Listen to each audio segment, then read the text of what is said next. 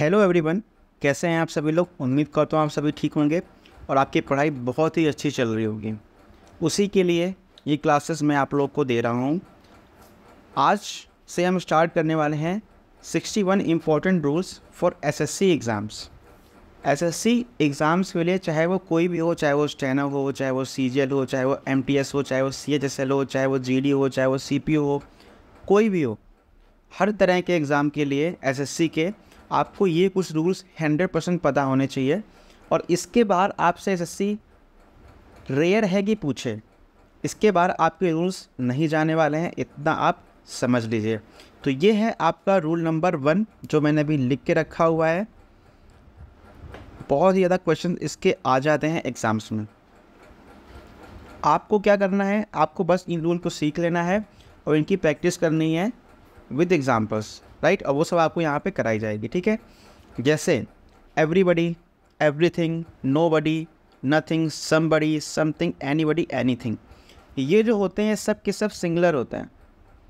किसी भी सेंटेंस में अगर ये आते हैं तो ये सिंगुलर होते हैं और ये अपने साथ जो हेल्पिंग वर्ब लेते हैं वो भी आपकी सिंगुलर ही होती है।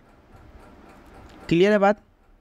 ये बात समझ में आई कि नहीं आई कि everybody, everything, nobody, nothing, somebody, something, anybody, anything, ये सब के सब सिंगुलर होते हैं और ये अपने साथ हेल्पिंग वर्ब जो लेते हैं वो कौन सी होती है?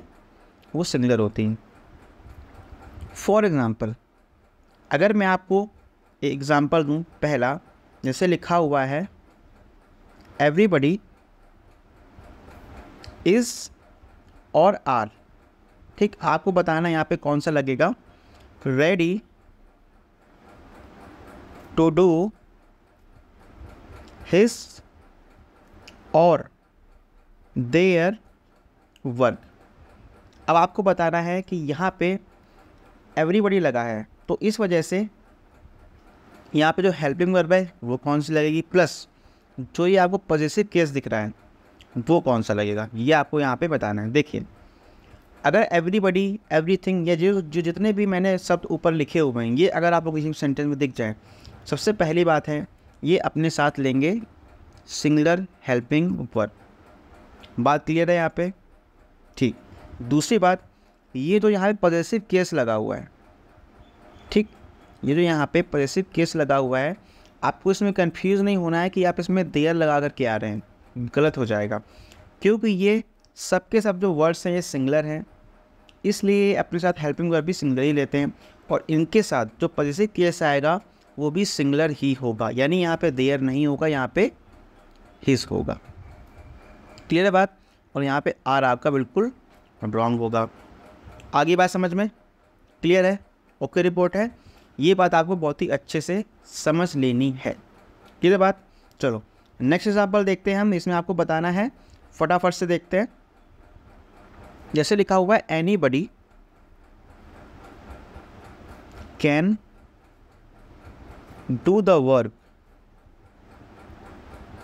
If they try. अब यहाँ पे क्या एरर हो सकती है?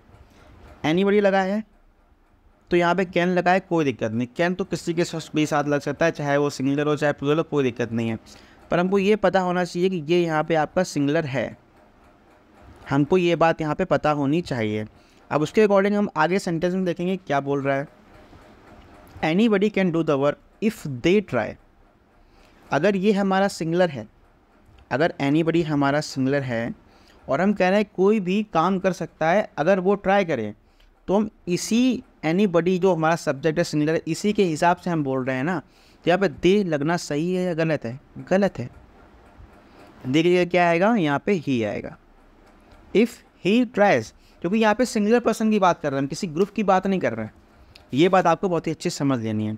और ट्राई लगा हुआ है तो ट्राई की जगह क्या आएगा यहाँ पे? If he tries. क्यों आएगा? क्योंकि जब यहाँ पे हमने सिंगुलर लगा दिया तो यहाँ पे भी तो हमारा सिंगुलर आएगा। क्लियर है बात? ओके रिपोर्ट है, समझ में आ गया? कोई डाउट किसी भी तरह का? ये बात आपको बहुत ही अच्छे से समझ लेनी है। प्लस आपको यहाँ पे एक और बात बहुत ही अच्छे से ध्यान रखनी है, वो क्या है? नोट करके आपको लिख लेना है। मैं बहुत ही बेसिक से चल रहा हूँ, ध्यान रखिएगा इस बात को। एवरीबडी एनीबडी या जिनमें भी बड़ी लिख करके आ जाए वो यूज़ होते हैं, is used for people. Clear है बात? ये इंसानों के लिए यूज़ होंगे, लोगों के लिए यूज़ होंगे। बट कहीं भी अगर थिंग आ जाए, जैसे कि एवरीथिंग आ जाए, एनीथिंग आ जाए, समथिंग आ जाए, कहीं भी अगर आपको थिंग आ जाए तो ये किसके लिए यूज़ होंगे? यूज्ड फॉर थिंग्स, ये चीज़ों के लिए यूज़ होंगे। ठीक है, एवरीबडी ये सब आप लगा सकते हैं लिविंग थिंग्स के लिए, और अगर किसी भी शब्द में अगर थिंग आ जाए, एवरीथिंग, एनीथिंग, उसको आप लगाएंगे थिंग्स के लिए, यानी कि जो नॉन लिविंग है। क्लियर है बात? ओके रिपोर्ट है। ये था आपका पहला रूल जो कि बहुत ही ज़्यादा इंपॉर्टेंट है। ये सारे रूल्स बहुत ही ज़्यादा इंपॉर्टेंट हैं, ध्यान रखिएगा। इसके आपको क्वेश्चंस 100% जो है मिलेंगे ही मिलेंगे। क्लियर है बात? आगे बढ़ा जाए रूल नंबर 2 में। इसको समझ गए आप? 2 एग्जाम्पल हमने यहाँ पे देखे, इससे हम इसको समझ गए कि यहाँ पे हम किन रूल्स के हिसाब से एग्ज़ाम में हम बैठेंगे। ठीक है, ये था आपका रूल नंबर 1। अब बढ़ते हैं हम रूल नंबर 2 की तरफ। तो जो आपका रूल नंबर 2 है वो क्या कहता है? आपको स्क्रीन में कुछ शब्द दिख रहे होंगे, each, every, either, neither, any, none. इनका यूज़ करना हम इस रूल नंबर 2 में सीखेंगे।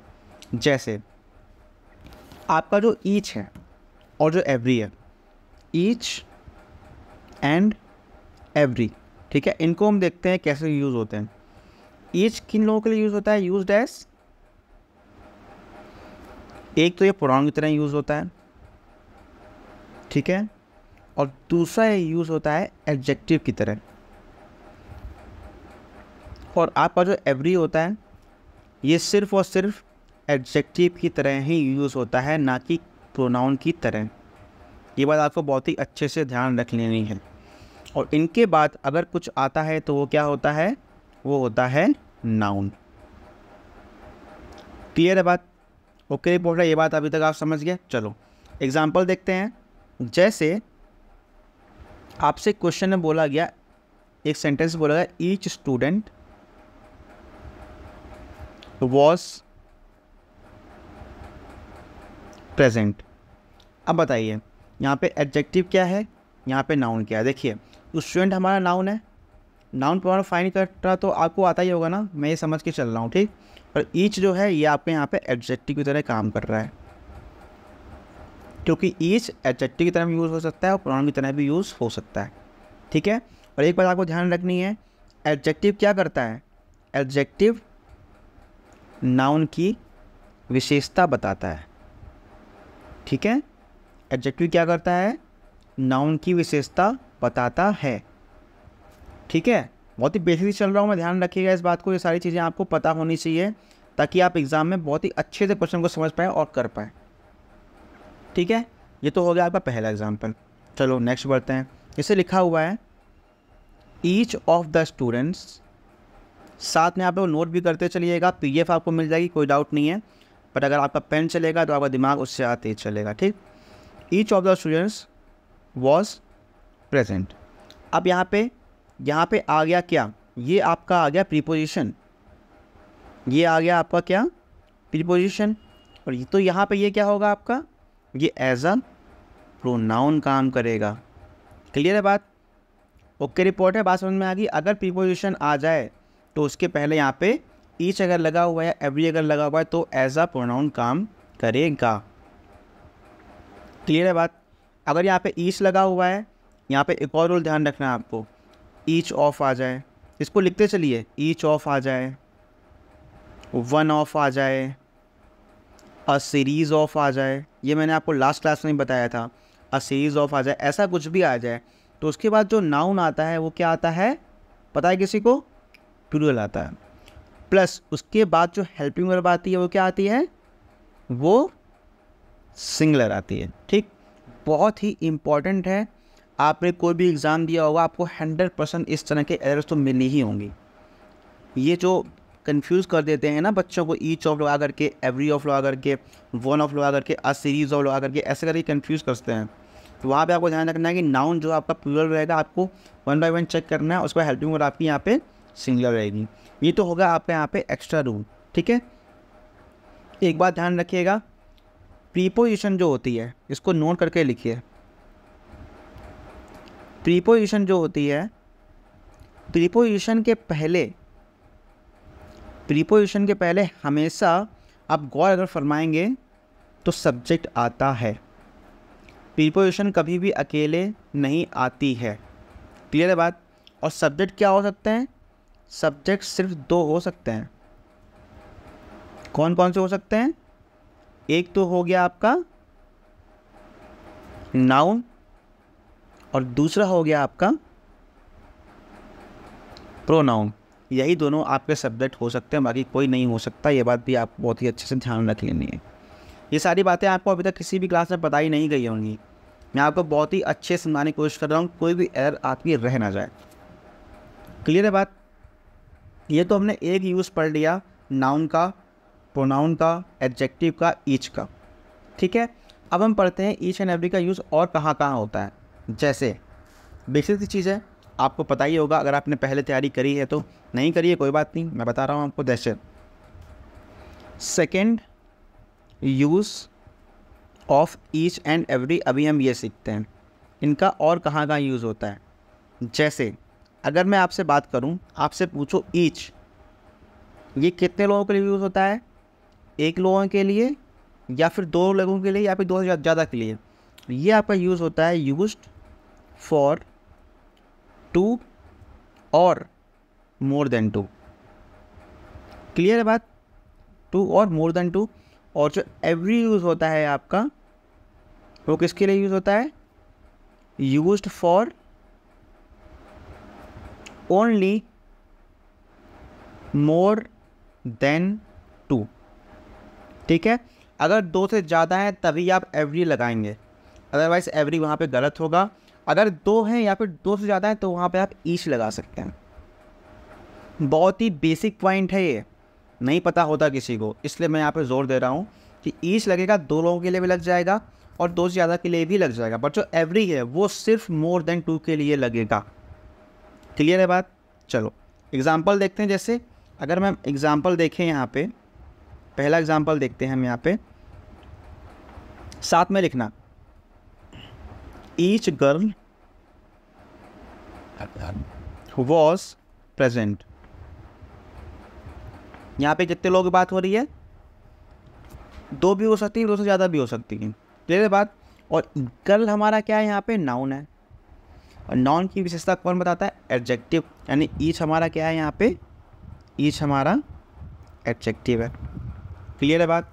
और ईच गर्ल के हिसाब से अगर हम बात करें, जो हेल्पिंग वर्ब लगी, कौन सी लगी है? वॉज, और ये क्या है? सिंगुलर।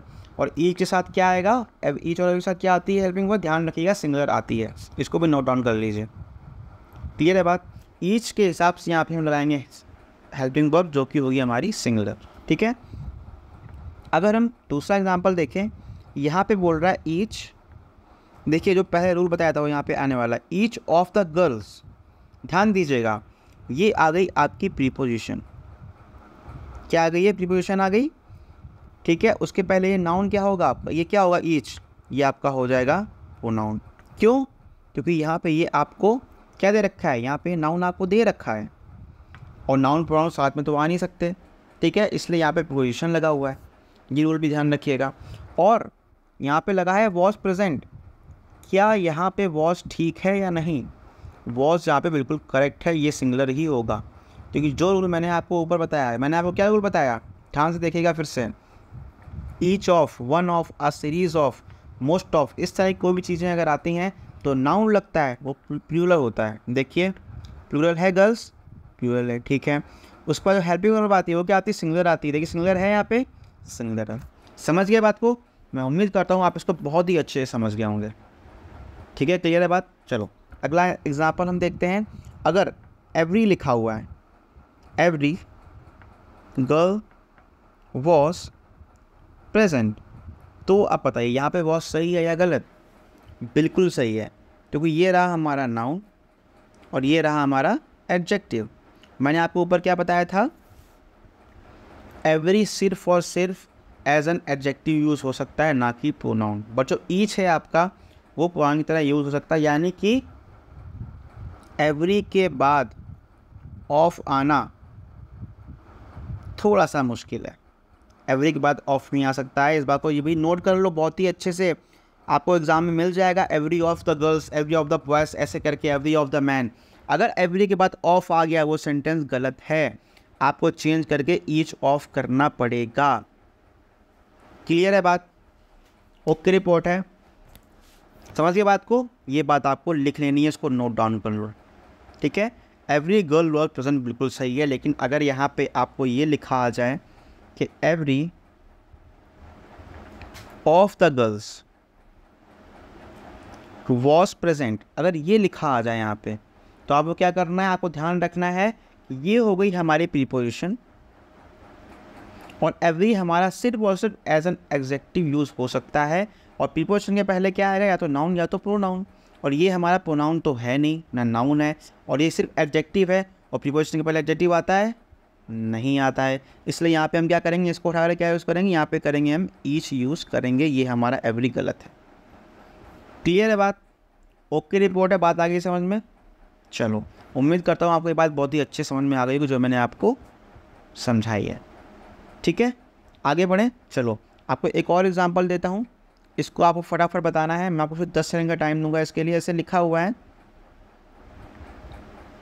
ईच स्टूडेंट या फिर स्टूडेंट्स, स्टूडेंट लिखा हुआ है और स्टूडेंट्स लिखा हुआ है, विश और विशेस, ये दोनों चीज़ें लिखी हुई हैं। टू कंप्लीट, अब देखिएगा हिज, हर और देयर। यहाँ पे मैं आपको 3 चीज़ें सिखाने वाला हूँ, possessive case, noun and verb कैसे लगती है। वर्क ऑन टाइम, क्वेश्चन क्या है आपका, each student wish to complete his her their work on time. आपको बताना है यहाँ पे क्या होगा। 10 सेकंड का टाइम है, फटाफट आ रही बात समझ में? यहाँ पे क्या होगा, देखो यहाँ पे एक चीज़ आप लिख लो नोट करके, मैं नोट बहुत लिखवाने वाला हूँ, ध्यान रख लेना ये, ठीक। ईच के बाद कोई भी नाउन आएगा तो वो क्या होगा, तो वह सिंगुलर ही होगा। ठीक, नोट करके इसको लिख लो। इस हिसाब से हम देखें, यहाँ पे हमारा स्टूडेंट लिखा हुआ है, स्टूडेंट्स लिखा हुआ है, स्टूडेंट्स हमारा गलत है क्योंकि ये प्लूरल है, ये सही होगा क्योंकि ये सिंगुलर है। और ईच लगा हुआ है, स्टूडेंट भी हमारा सिंगुलर है, और ईच लगा हुआ है तो आगे जो हमारी जो वर्ब आएगी, अभी हेल्पिंग वर्ब आएगी, वो क्या होगी, सिंगुलर होगी। विशेष हमारे यहाँ पे सिंगुलर है, विश हमारे यहाँ पे प्लूरल है, इसलिए प्लूरल यहाँ पे नहीं लगेगा। ठीक, और अगर सब कुछ हमारा सिंगुलर चल रहा है तो यहाँ पे हम देयर क्यों लगाएंगे भाई? देयर तो हमारा क्या है, क्या है हमारा, देयर प्लूरल है। इस और हर में से कोई एक लग सकता है, पर यहाँ पे हर क्यों नहीं लगेगा, इस बात को ध्यान रखिएगा। जब कभी भी जेंडर आपको क्लियर ना हो, जब कभी भी जेंडर क्लियर ना हो, तो आप क्या करेंगे, तो आप मैस्कुलिन जेंडर पर जाएंगे, यानी हर को हटा करके आप यहाँ पे हिस लगाएंगे। मैस्कुलिन की स्पेलिंग थोड़ी सी गलत हो गई है, MASCULINE। क्लियर है बात? जब कभी भी जेंडर क्लियर ना हो तो वहाँ पे आप मैस्कुलिन जेंडर की तरफ जाएंगे, हर की तरफ ना होकर के आप हिस की तरफ जाएंगे। क्लियर है बात? याद है, समझ में आया जो मैंने आपको बताया? चलो, कुछ आपको अलग पढ़ने को मिल रहा होगा, मैं उम्मीद करता हूँ इस तरह से आपने कभी भी आज तक नहीं पढ़ा होगा। ठीक है, मैं बहुत ही बेसिक चीज़ें बता रहा हूँ, बट वही बता रहा हूँ जो एग्ज़ाम में घुमा घुमा करके पूछी जाती हैं। क्लियर है? चलो आगे बढ़ें, क्या करा जाए, एग्जाम्पल देते हैं, देखते हैं अपना अगला। मैं सिर्फ आपको रूल्स पढ़ा के भागने नहीं वाला हूँ, डोंट वरी, प्रॉपर आपकी प्रैक्टिस कराऊंगा और उसके हिसाब से आपके रूल्स जो है वो ख़त्म कराऊंगा। ठीक है, जैसे अगला आपका लिखा हुआ है, देखिए ईच के बाद ऑफ आया, ईच ऑफ द स्टूडेंट्स या फिर स्टूडेंट। अब मैंने आपको ऊपर पढ़ाया है ईच के बाद हमेशा तो नाउन आएगा, वो क्या होगा, सिंगुलर होगा। बट ऊपर मैंने आपको इसके ऊपर एक और बात बताई है, अगर प्रीपोजिशन आ गया, अगर प्रीपोजिशन भाई साहब आ गए तो वो अपने बात क्या लेगा, प्लूरल नाउन ही लेगा। यानी स्टूडेंट्स यहाँ पे बिल्कुल सही होगा, जो स्टूडेंट है आपका वो यहाँ पे गलत हो जाएगा। देखो क्वेश्चन को शुरू होने से पहले ही हमने यहाँ पे क्या आइडिया लगा दिया कि यार यहाँ पे स्टूडेंट्स होना चाहिए, आगे कुछ भी हो, ठीक, हमें एक एरर तो मिल गई। अब देखते हैं यहाँ पे लिखा है विश और लिखा है विशेष। अब आप क्या सोच रहे हो, यार यहाँ पे प्लूरल था तो यहाँ भी प्लूरल होना चाहिए क्या? नहीं, ऊपर मैंने आपको क्या रूल बताया था, अगर ईच आ जाए, वन ऑफ आ जाए, अ सीरीज ऑफ आ जाए, कुछ भी आ जाए, एवरी स्टूडेंट आ जाए, उसके बाद जो वर्ब आएगी वो सिंगुलर ही रहेगी। विश यहाँ पे आपका हो गया प्लूरल, विशेष हो गया आपका सिंगुलर, तो यहाँ पे ये बिल्कुल करेक्ट होगा। ठीक, सेम सेंटेंस से ऊपर वाला, उसके बाद क्या होगा, टू कंप्लीट हिज, हर और देयर वर्क, ठीक, ऑन टाइम। ठीक है, तो यहाँ पे हिज हर देयर में क्या आएगा, हिज आएगा। कैसे, यहाँ प्लूरल था उससे कोई मतलब नहीं है। रूल हमारा क्या था, ईच के बाद ऑफ आ जाए, उसके बाद नाउन हमारा प्लूरल आएगा, ये हमारा रूल था। जो वर्ब आएगी या हेल्पिंग वर्ब आएगी वो सिंगुलर आएगी, ये भी हमारा रूल था। और जो पॉजेसिव केस आएगा, ये पॉजेसिव केस तो लगा है यहाँ पे, पॉजेसिव केस वो भी हमारा सिंगुलर ही आएगा हमारे सब्जेक्ट के हिसाब से। क्लियर है बात? 3 चीज़ सीख गया कि नहीं सीख गया इस क्वेश्चन में? और यहाँ पे ईच क्या होगा आपका, क्योंकि हमारे प्रीपोजिशन के पहले आया तो क्या होगा, ये एडजेक्टिव नहीं हो सकता, ये होगा आपका प्रोनाउन। क्लियर है बात? ओके रिपोर्ट है, समझ में आ रहा है, मज़ा आ रहा है, बढ़िया सी चीज़ें सीखने को मिल रही हैं या नहीं मिल रही? चलो बढ़ते हैं आगे अपने अगले एग्जाम्पल की तरफ।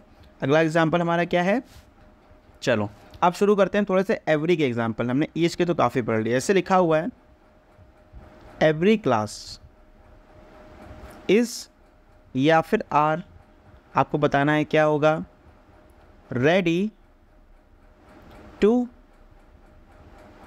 Attend the seminar. चलो बताओ इसमें क्या होगा, क्लास क्या है ये बताना है, एवरी क्या है ये बताना है, इस आर में क्या आएगा आपको ये बताना है। देखो क्लास हमारा क्या है, यहाँ पे एक नाउन है, और नाउन के कौन फॉलो करता है, एडजेक्टिव। एडजेक्टिव क्या बताता है, नाउन की विशेषता, तो ये हमारा हो गया एडजेक्टिव। और एवरी लगा है, एवरी कितने लोगों के लिए यूज़ होता है, मैंने क्या बताया था, रिमाइंड करिए, every is use only for more than 2। Clear है? और अगर कोई चीज़ मोर देन 2 यूज़ हो रही है तो वहाँ पे जो हमारी हेल्पिंग वर्ब आएगी या वर्ब आएगी वो क्या आएगी, प्लूरल। क्लियर है बात? क्या आएगी, प्लूरल। अगर हम रूल के हिसाब से देखें तो, बट आपको एक चीज़ याद रखनी है, यहाँ पे लगा है एवरी, और एवरी और ईच हमेशा अपने साथ क्या लेते हैं, सिंगुलर हेल्पिंग वर्ब ही लेते हैं, सिंगुलर वर्ब ही लेते हैं। क्लियर है बात? फंस गए थे ना इस चीज़ में कि सर तो बोल रहे हैं कि अरे यार तो प्लूरल ही आएगा, तो यहाँ पे आर सही होगा। नहीं, यहाँ पे भी इस सही होगा, क्योंकि यहाँ पे एवरी लगा है, क्योंकि यहाँ पे प्रत्येक की बात हो रही है, प्रत्येक सभी की बात हो रही है। क्लियर है बात? आगे बात समझ में? तो अगर ऐसे क्वेश्चन आएंगे तो मैं उम्मीद करता हूँ आप सभी बहुत ही ईजिली कर लेंगे। चलो बढ़ते हैं अपने अगले एग्जाम्पल की तरफ। यहाँ पे आपको कह रहा है, प्रैक्टिकली एवरी पार्ट, ध्यान रखिएगा एवरी पार्ट आ गया और फिर ऑफ आ गया, प्रीपोजिशन आ गई, of the banana tree is used by man. ठीक, ये आ गया। अब आपको बताना है, यहाँ पे 4 ऑप्शन दे रहा हूँ आपको। पहला, क्या यहाँ पर ईच पार्ट होगा एवरी पार्ट की जगह। दूसरा, क्या यहाँ पर एनी पार्ट होगा। तीसरा, क्या यहाँ पर मोस्ट पार्ट होगा। या फिर चौथा, यहाँ पर नो एरर होगा।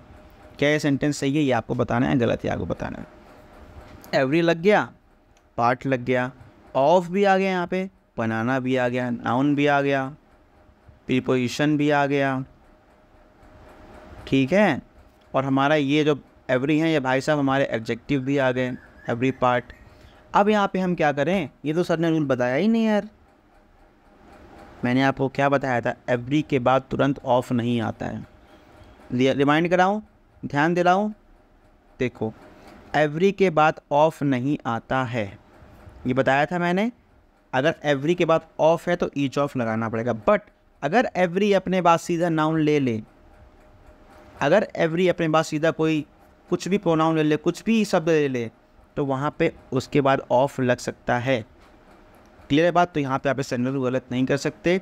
और एवरी के हिसाब से अगर हम देखें, यहाँ पे लगा हुआ है इज़, तो ये भी हमारा बिल्कुल सही है, तो यहाँ पे होगा नो एरर। क्लियर है बात? ओके रिपोर्ट है या नहीं? उम्मीद कर रहा हूँ आप सभी को बहुत ही बढ़िया से समझ में आ रहा होगा। बढ़िया, आगे समझ गया बात? आई बात समझ में? अब हम बढ़ते हैं जो हमने कुछ और शब्द देखे हैं, जैसे ईदर हो गया, नीदर हो गया, उनके बारे में। ठीक है, देखो ईदर एंड नीदर, इनका यूज़ मैं आपको बताने वाला हूँ। आपको पता है ईदर किसके लिए यूज़ होता है? पर्सन्स और थिंग्स दोनों के लिए होता है कि नहीं होता है? होता है, ठीक। नीदर किसके लिए यूज़ होता है आपका? ये पर्सन्स और थिंग्स के लिए होता है, ठीक है। बट ये बात तो आपको पता होगी, पर यहाँ पे मेन चीज़ क्या है? मेन चीज़ ये है, ईदर का मतलब है क्या? दो में से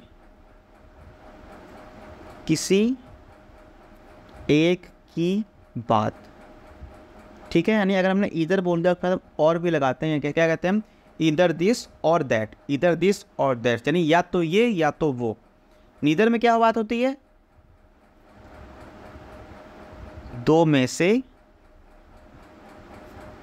कोई नहीं। आई बात समझ में? यानी नीदर दिस नॉर दैट, ना तो ये ना तो वो। क्लियर है बात? ये बात हम समझ गए ईदर और नीदर के बारे में। अब हम थोड़ा देख लेते हैं बोथ के बारे में। बोथ का मतलब क्या है? बोथ का मतलब है क्या? कि दोनों। अगर हमने बोल दिया बोथ द मैन, यानी कि दोनों person, both Ravi and Kishan, Ravi और किशन दोनों, बोथ क्या होगा? दोनों की बात करेगा। अब इसका क्या यूज़ है आगे आप सेंटेंस में आपको बताएंगे, उसके लिए आपको परेशान नहीं होना है। उसके बाद हमने एक और चीज़ पढ़ी थी, क्या? एनी। रूल 2 की शुरुआत करी थी। एनी इसके लिए यूज़ होता है। एनी हमेशा मोर देन 2 के लिए यूज़ होता है, ठीक। और एक और बात ध्यान रखिएगा, ये हमेशा पॉजिटिव सेंटेंस में यूज़ होगा। आई बात समझ में? एनी अगर ये सेंटेंस में आ रहा है तो वो सेंटेंस नेगेटिव नहीं हो सकता, इस बात को ध्यान रख लो। और ये किसके लिए यूज़ होगा बताइए? More than 2। क्लियर है बात? अब जो लास्ट हमने पढ़ा था रूल नंबर 2 में, वो क्या था? नन। नन किसके लिए यूज़ होता है? नन मतलब कुछ भी नहीं, कोई भी नहीं, यानी जितने भी लोग हैं उनमें से नहीं, उनमें से कोई भी नहीं, ठीक है। क्लियर है बात? ये बात तो फिलहाल हम यहाँ पे समझ गए। ईदर का यूज़ समझ गए, ईदर का यूज़ समझ गए, बोथ का मतलब क्या होता है, एनी का मतलब क्या होता है, नन का मतलब क्या होता है, सारी चीज़ें हम यहाँ पे समझ गए। अब हम देखते हैं इसके कुछ एग्जांपल्स देखते हैं यहाँ पे कैसे हमें, अगर इसकी एरर्स आए तो उनको हमें कैसे करना है। क्लियर है बात? तो इससे पहला आपका एग्जांपल लिखा हुआ है, नन ऑफ द 2 स्टूडेंट्स। ध्यान रखिएगा, each, either, neither, any, both, none, इन सब का यूज़ होना है यहाँ पे। None of the students did the work, ठीक है। ये आपका है क्वेश्चन। बताइए यहाँ पे क्या होगा? नन यहाँ पे सही है या नहीं सही है? देखिए यहाँ पे क्या लिखा है? 2 स्टूडेंट लिखा हुआ है ना, और 2 के लिए कौन सा यूज़ होता है? क्या यूज़ होता है हमारा? या तो ईदर या तो नीदर, ये यूज़ होता है हमारा। सेंटेंस हमारा क्या कह रहा है? None of the 2 students did the work, यानी 2 स्टूडेंट्स ने काम नहीं किया, 2 स्टूडेंट्स ने काम नहीं किया। इसलिए यहाँ पे हम नन की जगह क्या लगाएंगे? नन की जगह यहाँ पे हम लगाएंगे नीदर, क्योंकि यहाँ पे 2 लोगों की बात हो रही है, और बात क्या हो रही है कि इन दोनों ने काम नहीं किया, नहीं, ना तो इसने किया ना तो उसने किया, इसलिए यहाँ पे नीदर लगेगा। आप ये मत सोचना कि यहाँ पे ईदर लग जाएगा, पॉसिबल ही नहीं है। ईदर पॉजिटिव सेंटेंस में लगता है, नीदर नेगेटिव सेंटेंस में लगता है। और यहाँ पे बोल रहा है कि 2 स्टूडेंट थे, उन्होंने काम नहीं किया, और 2 स्टूडेंट्स हैं, इसलिए हम यहाँ पे नीदर लगाएंगे। क्लियर है बात? इससे नन हमारा गलत हो जाएगा, नीदर हमारे यहाँ पे सही हो जाएगा। क्लियर है बात? ओके रिपोर्ट है, समझने के बाद मज़ा आ रहा पढ़ने में, कुछ बढ़िया नया सीखने को मिल रहा है। मैं उम्मीद कर रहा हूँ आपको मज़ा आ रहा होगा। चलो सेकेंड एग्जाम्पल देखते हैं। बहुत ही ध्यान से समझिएगा, बहुत ही धीरे धीरे चल रहा हूँ, बहुत ही बेसिक से आपको बता रहा हूँ। ये रूल्स आपको एरर्स में महारथी बना देंगे, ठीक है। मिस्टर शर्मा हैज़ 3 सन्स, ध्यान दीजिएगा एक एक वर्ड पे, हैज़ 3 सन्स, ठीक है। Neither of them is hard working. अब यहाँ पे बताइए क्या एरर हो सकती है। मिस्टर शर्मा जो भाई साहब हैं उनके 3 बच्चे हैं। कितने बच्चे हैं? 3 बच्चे। और कह रहा है neither of them is hard working, मतलब उनमें से कोई भी हार्ड वर्किंग नहीं है। लेकिन नीदर हमारा यूज होता है सिर्फ और सिर्फ 2 लोगों के लिए। Neither is used only for 2, but यहाँ पे तो 3 बेटे हैं उनके, इसका मतलब यहाँ पे नीदर गलत है।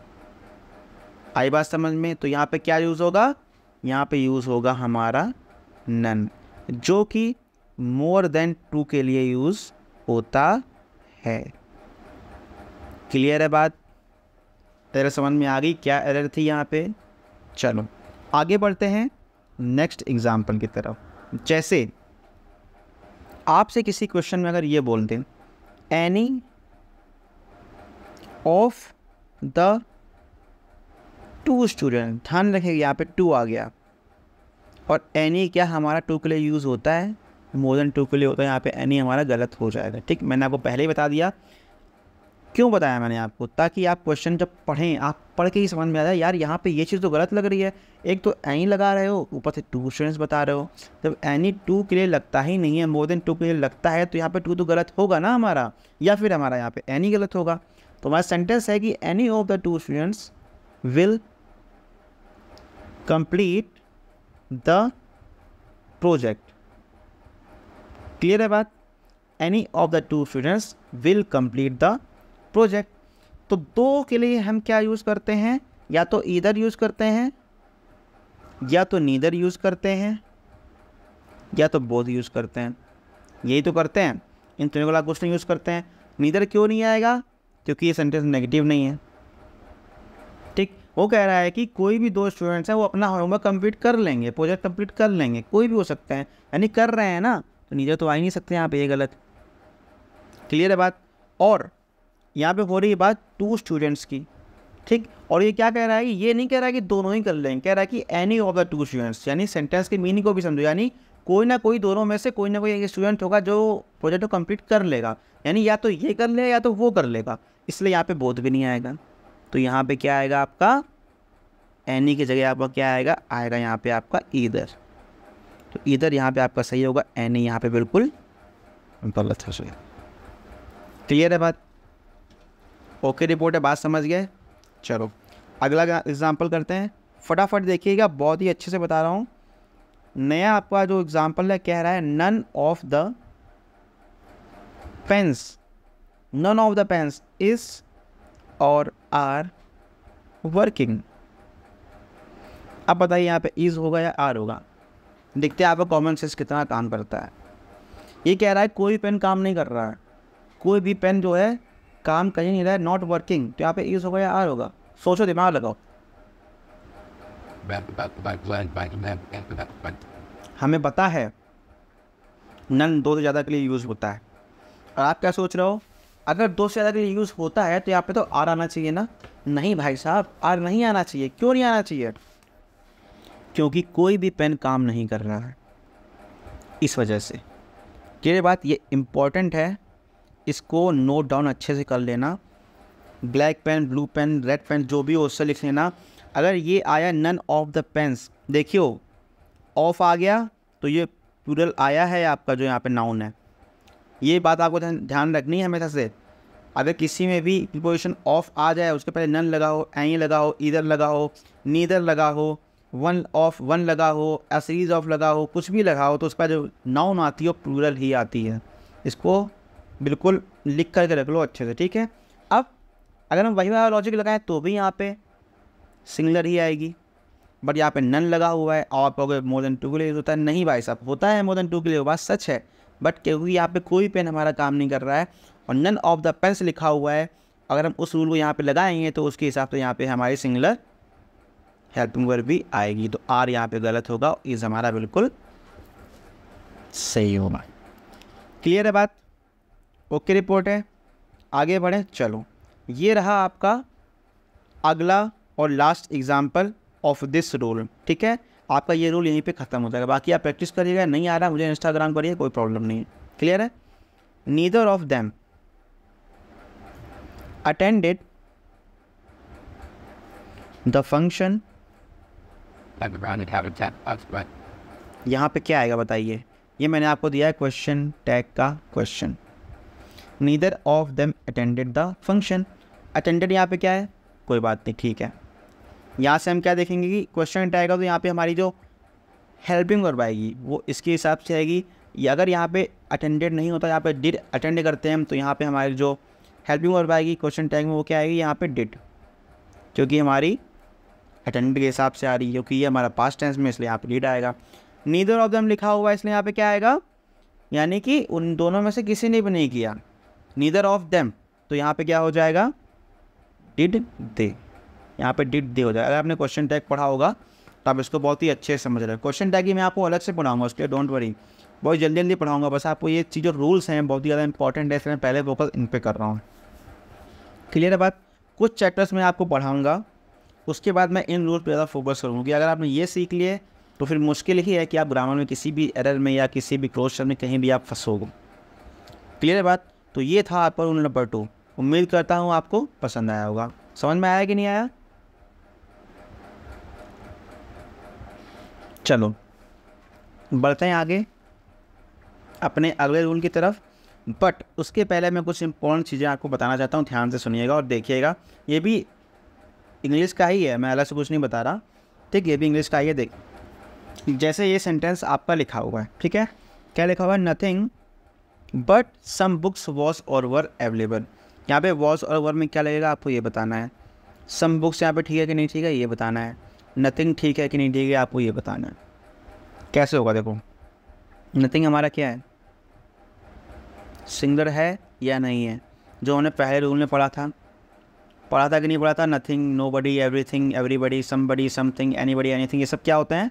सिंगुलर होते हैं। तो अगर ये हमारे सिंगुलर हैं तो सम बुक्स आ गए यहाँ पे, तो क्या हुआ? बट लगा है ना, बट लगा है तो हम इसके हिसाब से थोड़े ना लगाएंगे हमारी हेल्पिंग वर्ब। हम कैसे लगाएंगे हेल्पिंग वर्ब? हम लगाएंगे नथिंग के हिसाब से। क्या लगेगा? यहाँ पे वॉज सही होगा, ना कि वर। क्लियर है बात? आप एक चीज़ ध्यान रखो, इसको भी आप नोट करके लिखो। ध्यान रखना ये क्वेश्चन आते हैं बट वाले, ध्यान रखना, इसको हल्के मत लेना आप लोग। बट कैसे कैसे काम करता है? एक तो बट काम करता है एज अ कंजक्शन, ठीक? और दूसरा बट काम करता है एज अ प्रीपोजिशन, ठीक है?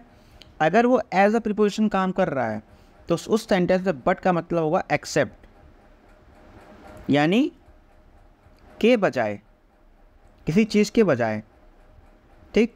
और अगर एज अ कंडीशन काम हो रहा है तो यहाँ पे क्या मतलब होगा? बट मतलब लेकिन। इसका मतलब ही यहाँ पे जो बट का होता है वही होगा, दैट विल बी लेकिन। ये लेकिन की तरह काम करेगा। अब हम देखते हैं यहाँ पे क्या काम हो रहा है। ऐसे कि आपको एग्जांपल लेता हूँ। अगर यहाँ पे लिखा हुआ है he worked hard but he failed, यहाँ पे बट कैसे यूज़ हुआ है? एज अ कंजक्शन और एज अ प्रीपोजिशन। यहाँ पे यूज़ हुआ है एज अ कंजक्शन। क्यों? सेंटेंस पढ़ो, क्या कह रहा है? उसने वर्क हार्ड किया, उसने मेहनत करी, बट वो फेल हो गया, लेकिन वो फेल हो गया। ये बजाय का सेंस यहाँ पे नहीं आ रहा है। क्लियर है बात? तो यहाँ पे अगर एज अ कंजक्शन यूज़ हो रहा है तो यहाँ पे लेकिन का ही सेंस आएगा। क्लियर है बात? चलो अगला एग्जाम्पल देखते हैं अपना हम, इसी से रिलेटेड। क्या होगा हमारा? जैसे लिखा हुआ है, ध्यान से देखिएगा, nothing but some students was present.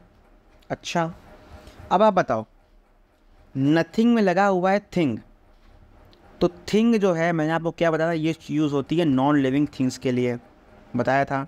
तो अगर यहाँ पे स्टूडेंट्स लिखा हुआ है तो क्या यहाँ पर नथिंग हमारा सही हो सकता है? तो स्टूडेंट्स हमारे क्या है, लिविंग बीइंग है या नॉन लिविंग है? लिविंग बीइंग्स है, तो नथिंग तो हो ही नहीं सकता। पहली एरर तो हमको यहाँ ये मिल गई, जब नथिंग की जगह होगा नोबडी। पहली एरर तो हमको ये मिल गई। अब देखिए यहाँ पे स्टूडेंट्स लिखा हुआ है, अब यहाँ पे वाज लगा हुआ है। आप कहोगे यार स्टूडेंट लिखा हुआ था वर्ड लगा दो ना, ऊपर मैंने आपको क्या बताया, नथिंग और नोबडी क्या है, क्या है ये, सिंगुलर है भाई। और यहाँ पे क्या लगा हुआ है इससे हमें कोई मतलब नहीं है, इसलिए यहाँ पे वॉज जो है वो भी हमारा सिंगुलर ही होगा। आगे बात समझ में क्लियर है बात? नोबडी क्यों यूज़ किया आपको ये समझ में आ गया, वॉज क्यों किया आपको ये समझ में आ गया, ठीक है। अब जैसे आपको अगला एग्जांपल देता हूँ, जैसे थोड़ा सा अलग एग्जांपल लेता हूँ। जैसे लिखा हुआ है एवरी वन, ध्यान से देखिएगा, every one section of the society, एक तरह की एरर है, इज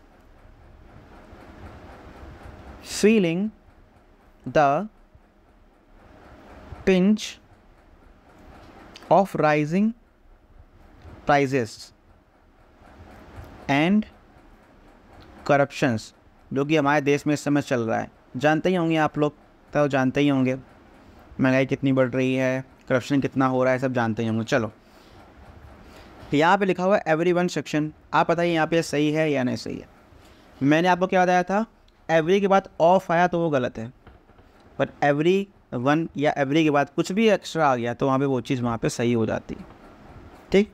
सेक्शन क्या है, नाउन। यहाँ पे एवरीवन क्या हो गया, क्या हो गया, ये हो गया हमारा एडजेक्टिव। क्लियर है बात? नाउन और प्रोनाउन कभी भी साथ में यहाँ आ नहीं सकता। अब हम देखते हैं कि यार ये एडजेक्टिव है भी या नहीं है, क्योंकि हमने क्या पढ़ा था, एवरी हमारा एडजेक्टिव होता है, ये तो हमको पढ़ा है। एवरीवन होता है कि नहीं होता ये हमको नहीं मालूम, लेकिन एवरीवन अगर हम बात करें तो ये हमारा क्या है, ये हमारा एक तरह का प्रोनाउन है भाई साहब। ये हमारा क्या है, ये हमारा प्रोनाउन है। और नाउन एंड प्रोनाउन साथ नहीं आते हैं। क्लियर है बात? नाउन एंड प्रोनाउन साथ नहीं आते हैं, ठीक है जी, ओके रिपोर्ट है। इसलिए यहाँ पे एवरीवन यहाँ पे बिल्कुल ही गलत हो जाएगा। अगर हम यहाँ पे इसको सही करना चाहें तो क्या करेंगे, यहाँ पे हम सिर्फ हमें एक चीज़ करनी है, हम एवरीवन को यहाँ से हटाएंगे और इसकी जगह क्या कर देंगे, हम कर देंगे एवरी सेक्शन। आपने कभी भी नहीं सुना होगा every one section, every one person, कभी नहीं सुना होगा। आपने सुना होगा every section of the city, every city of the country, ऐसे सुना होगा। कभी every one section, every one city आपने नहीं सुना होगा। इसलिए यहाँ पे हमारा एवरी यहाँ पे सही हो जाएगा। इसको आप कॉमन सेंस से भी कर सकते हो। क्लियर है बात? और एवरी लगा है तो इस लगा है, वो तो सिंगुलर हमारा होना ही होना है। आ रही बात समझ में? तो ये हमारा यहाँ पे बिल्कुल करेक्ट है। क्लियर है बात? और एवरी हमारा क्या होता है, एवरी हमारा होता है एडजेक्टिव, और सेक्शन था नाउन, इसलिए उसके पहले हमारा क्या आएगा, एडजेक्टिव, क्योंकि एडजेक्टिव नाउन को फॉलो करता है। इज इट ओके और हैविंग एनी प्रॉब्लम? क्लियर होगी बात? ओके रिपोर्ट है। आगे बात समझ में? चलो जी, तो आज की क्लास इतनी ही रखते हैं फ़िलहाल के लिए, और जो रूल्स हैं उनकी हम आगे बात करेंगे। फ़िलहाल हम इतना ही देखते हैं।